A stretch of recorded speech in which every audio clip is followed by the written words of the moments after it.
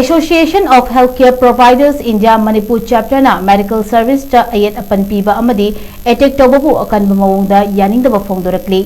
ngasi pangthokiba pawgi mifam amada AHPI gi maikaidagi thogliba irang asida ana layingi lamda anaba singidamakta wana hona jariba medical workers singda Ayet Apan PIBA harassment PIBA ambulance na patient simple pushin tawada Ayet pa oibana chingba tho sing chathababu akanba mawongda yaningdaba phongdorakli maram sing asina ana layingi thabak tawada chawna apanba oire maram aduna mari lainaba authority na kumyeng sinbiduna medical workers singda Ayet Apan pidanaba appeal tawrakli amadi healthcare institute kudimakta security pibinaba wafumsu phongdorakli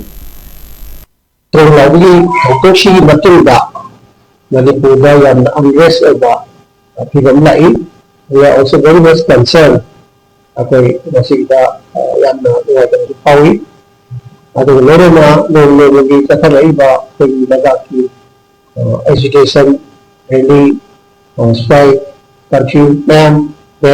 internet to the government television to okay taba adu lolo ni so kuya say adu lolo na very recently okay hospital sida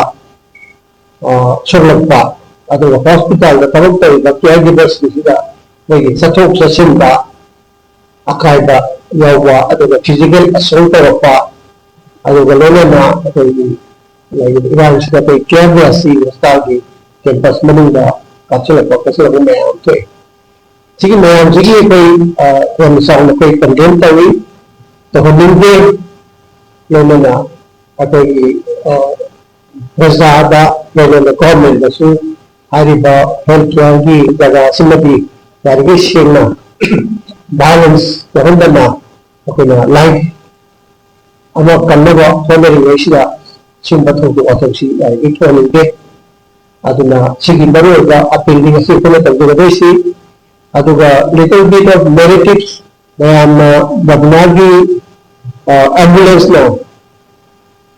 na bama pick up tawaga alakada lambi da timba adi dari kaslapa adi dari protocol na already copy re moi ngasi makti kai la re kai to already na narratives to pi re maro ngasi si